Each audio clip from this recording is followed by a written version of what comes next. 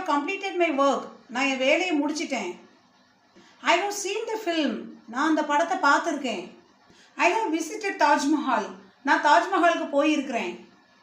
இந்த சென்டென்சஸ் எல்லாமே present perfect டென்ஸில் இருக்குது. ப்ரெசன்ட் பர்ஃபெக்ட் டென்ஸ் அப்படின்னா ஆல்ரெடி முடிஞ்சு போன ஒரு விஷயம், அதனோட எக்ஸ்பீரியன்ஸை நம்ம இப்போ ஷேர் பண்ணுறது. அதுவும் இல்லாமல் அதுவும் சொல்லலாம். இன்னொன்று வந்து நம்ம இப்போ ஜஸ்ட் நவ் முடிஞ்ச ஒரு ஆக்ஷனே நம்ம ப்ரெசன்ட் பர்ஃபெக்ட் டென்ஸில் நம்ம சொல்லலாம். ப்ரெசன்ட் பர்ஃபெக்ட் டென்ஸோட ஃபார்மேட் என்ன அப்படின்னா, பர்ஃபெக்ட் அப்படின்னாலே அதில் ஹேவ் இருக்கணும். ஹேவ்னா இருக்குது அப்படின்னு அர்த்தம். For example, I have a pen அப்படின்னா என்கிட்ட ஒரு பென் இருக்குது அப்படின்னு தானே அர்த்தம்.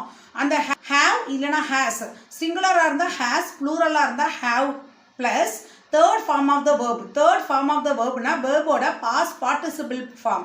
ஃபார் எக்ஸாம்பிள், கோ அப்படிங்கிற வேர்புக்கு கோ, வென்ட், கான். கான் தான் பாஸ்ட் பார்ட்டிசிபிள், அதுதான் third form of the verb. அப்போது ஹேவ் இல்லைனா ஹேஸ், அது கூட என்ன இருக்கணும்னா third form of the verb. Perfect tense அப்படின்னாலே third form of the verb தான் இருக்கணும். அஸ் வெல் அஸ் ஹேவ் இருக்கணும். கண்டிப்பாக ஹேவ், ஹேஸ் இருக்கணும். அதுதான் present perfect tense. I, we, you, they இந்த சப்ஜெக்ட்டுக்கெலாம் have plus third form of the verb. He, she, it இந்த 3 சப்ஜெக்ட்டுக்கும் has plus third form of the verb use பண்ணணும்.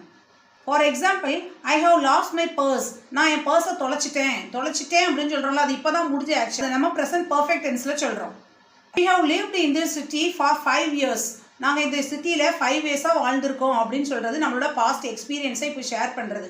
அதனால நம்ம அதையும் எதில் சொல்கிறோம் அப்படின்னா ப்ரெசன்ட் பர்ஃபெக்ட் டென்ஸில் சொல்கிறோம். She has eaten breakfast already. இந்த சென்டென்ஸில் ஹேஸ் ஈட்டன் சொல்லியிருக்கிறோம். ஈட்டன் அப்படிங்கிறது ஈட்டோட third form of the verb. Already அப்படிங்கிறது ஏற்கனவே இப்போ தான் முடிஞ்சு போன ஆக்ஷன். அதனால நம்ம இதை வந்து ப்ரெசன்ட் பர்ஃபெக்ட் டென்ஸில் சொல்லியிருக்கிறோம்.